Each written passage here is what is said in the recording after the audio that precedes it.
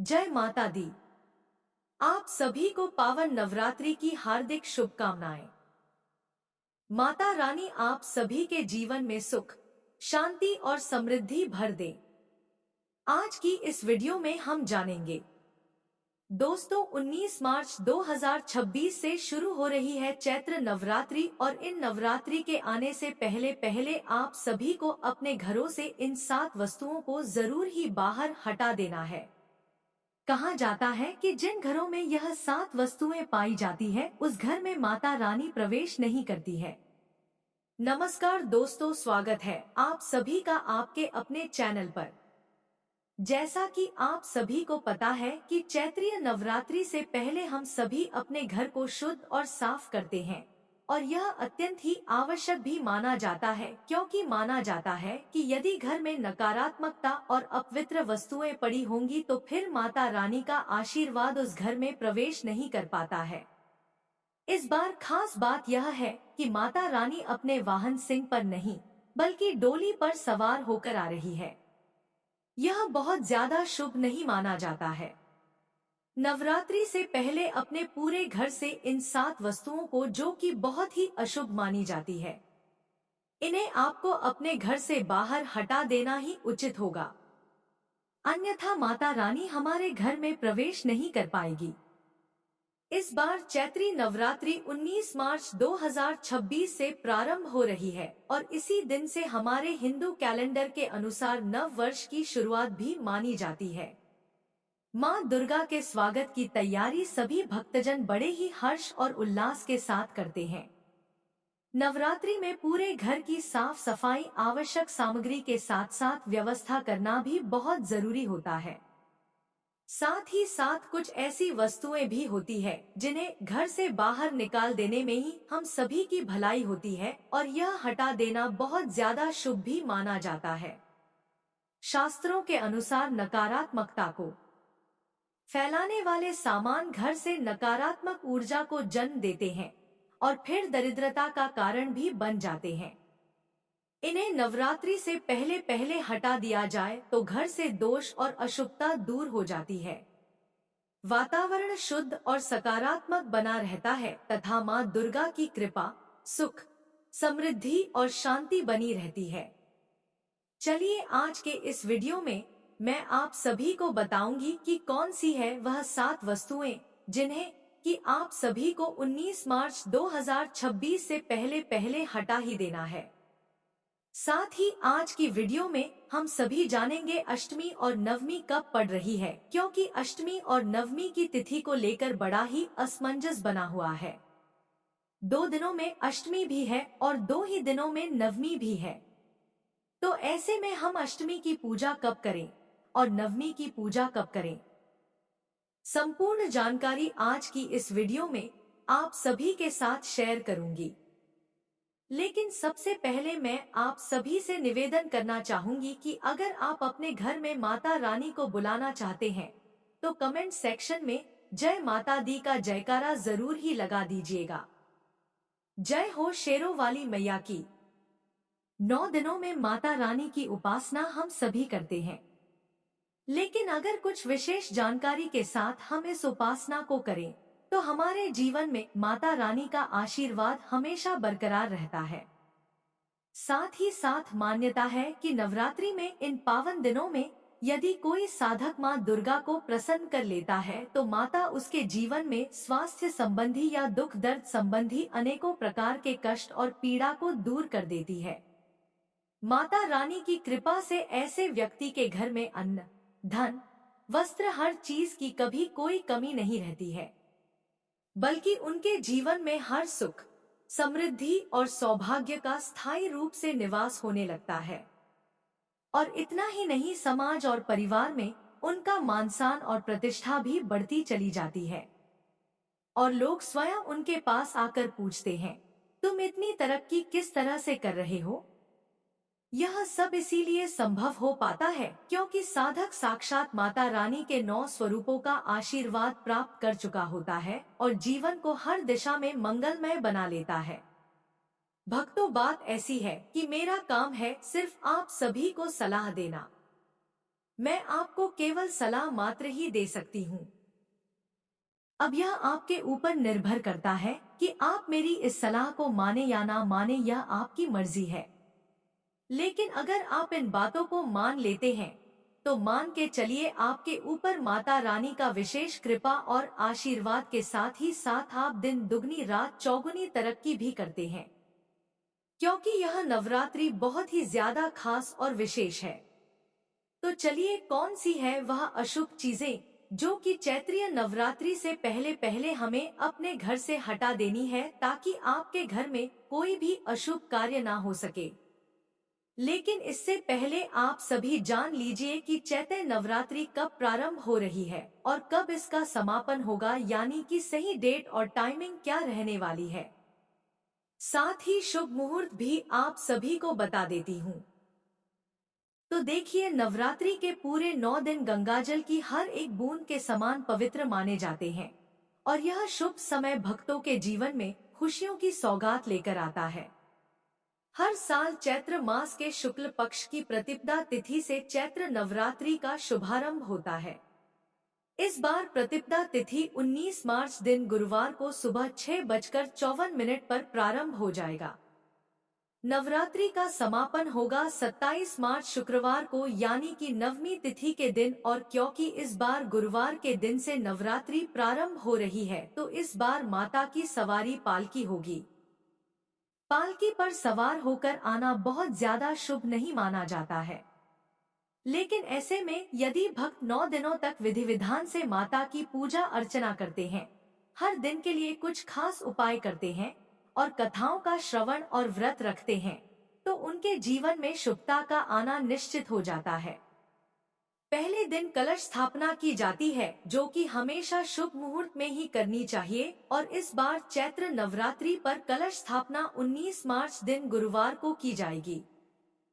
कलश स्थापना के 2 शुभ मुहूर्त प्राप्त हो रहे हैं, जिसमें पहला शुभ मुहूर्त है सुबह 6:54 से 7:43 तक और दूसरा शुभ मुहूर्त रहेगा अभिजीत मुहूर्त, जो कि दोपहर 12:10 से 12:58 तक रहेगा। इस बार अष्टमी और नवमी तिथि को लेकर बड़ा ही असमंजस भी रहेगा, क्योंकि दोनों ही तिथियां 2 दिन पड़ रही है। तो ऐसे में इस समय जो जानकारी मिल रही है उसके अनुसार अष्टमी और नवमी की पूजा एक ही दिन की जा सकती है, यानी कि 26 मार्च दिन गुरुवार को अष्टमी तिथि सुबह 11:49 तक रहेगी और फिर इसके बाद से नवमी तिथि प्रारंभ हो जाएगी। और अगर पंचांग के अनुसार बात करें तो नवमी तिथि 27 मार्च शुक्रवार को सुबह 10:07 तक रहेगी। ऐसे में आप चाहें तो नवमी तिथि 27 मार्च शुक्रवार को भी मना सकते हैं, यानी कि 26 मार्च गुरुवार को अष्टमी मना लें और 27 मार्च शुक्रवार को नवमी तिथि रखें। कभी कभी लोगों के शत्रु के अनुसार अष्टमी और नवमी तिथि अलग अलग दिन मना लेते हैं। ऐसे में आने वाले समय में जब भी अष्टमी और नवमी तिथि मनाई जाएगी उसकी सही जानकारी आपको समय पर दे दी जाएगी। अभी तक प्राप्त जानकारी के अनुसार हिंदी पंचांग के अनुसार नवरात्रि के पहले दिन कलश की स्थापना करके व्रत का शुभारंभ किया जाएगा और मान्यताओं के अनुसार अष्टमी को कन्या पूजन करके, कुछ जगहों पर नवमी के दिन कन्या पूजन करके फिर नवरात्रि व्रत को पूर्ण किया जाएगा। ऐसे में जो व्यक्ति नवरात्रि आने से पहले पहले अपने घर से इन चीजों को हटा देते हैं, उनके घर में माँ वैष्णो देवी माँ दुर्गा का आगमन निश्चित रूप से होता है। ऐसे घर में माँ लक्ष्मी स्थायी रूप से निवास भी करती है। तो चलिए, अब मैं आप सभी को बता देती हूँ कि कौन सी है वह 7 वस्तुएं जिन्हें आपको अपने घर से जरूर हटाना है। देखिए, सबसे पहली वस्तु जिसे कि आपको नवरात्रि से पहले अपने घर से बाहर हटा देना है, वह है टूटे फूटे बर्तन। जी हाँ दोस्तों, हमारे धर्म शास्त्रों के हिसाब से यह स्पष्ट रूप से कहा जाता है कि टूटा फूटा बर्तन या फिर कोई भी सामान घर में दरिद्रता, अशुभता और गरीबी को अपनी ओर आकर्षित करता है। और विशेषकर टूटे फूटे बर्तन जैसे कि दरार वाले गिलास हो गए, कटोरियाँ, थालियां या चटकन भरे जो भी हांडिया हो गई या कोई भी भगोना भगोनी कुछ भी आपके घर में ऐसी वस्तु है तो उसे तुरंत ही घर से बाहर हटा देना चाहिए, क्योंकि यह घर में सकारात्मक ऊर्जा को नष्ट कर देते हैं और नकारात्मक ऊर्जा को अपनी ओर आकर्षित करते हैं। जब हम ऐसे बर्तनों का उपयोग करते हैं या फिर इसमें खाना पीना बनाते हैं या फिर खाते हैं, तो जो अन्नपूर्णा माता है वह भी हमसे नाराज हो जाती है। हमारे शरीर में कई प्रकार की बीमारियां भी घर कर लेती है।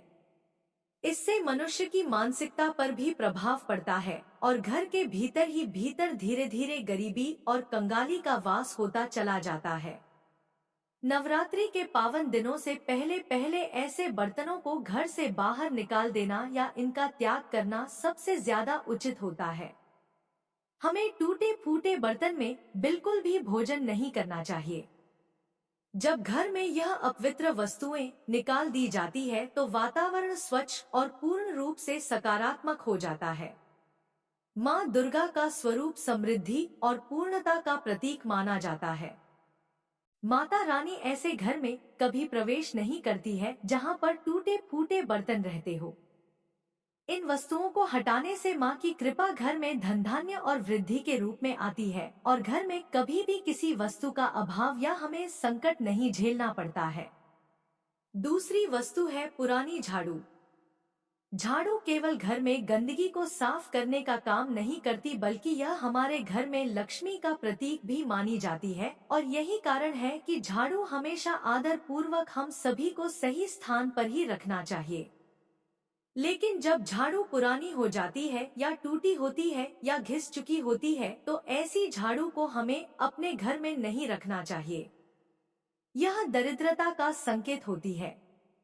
वास्तु शास्त्र के हिसाब से टूटी हुई झाड़ू घर में रखने से धन की हानि होती है और लक्ष्मी जी हमारे घर से नाराज होकर बाहर की ओर चली जाती है और खासकर नवरात्रि और दिवाली के समय तो हमें अपने घर में ऐसी वस्तुओं को बिल्कुल भी नहीं रखना चाहिए।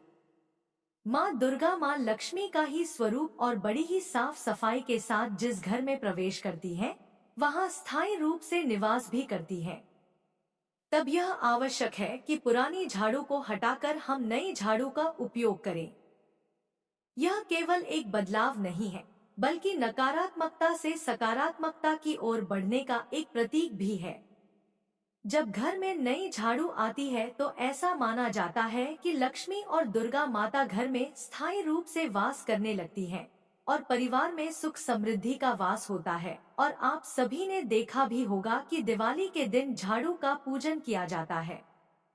तो ऐसे में आप सभी को अपने घर में अच्छी झाड़ू को ही रखना चाहिए। टूटी फूटी झाड़ू को घर से बाहर हटा देना चाहिए। तीसरी वस्तु है मकड़ी के जाले। जी हाँ दोस्तों, घर में कभी भी मकड़ी के जाले अगर लगे हुए हैं तो वास्तु दोष इससे बहुत ज्यादा लगता है। मकड़ी के जाले आलस्य, रुकावट, स्थिरता का प्रतीक माने जाते हैं। जिस घर में जाले लगे होते हैं वहां प्रगति का मार्ग बिल्कुल ही अवरुद्ध हो जाता है। चाहे कितना भी परिश्रम कर लिया जाए, वहां के लोग जीवन में कभी आगे बढ़ नहीं पाते हैं। इसके अलावा मकड़ी के जाले घर में गंदा और अंधकारमय भी बनाते हैं। इसकी वजह से सकारात्मक ऊर्जा हमारे घर में प्रवेश नहीं कर पाती है।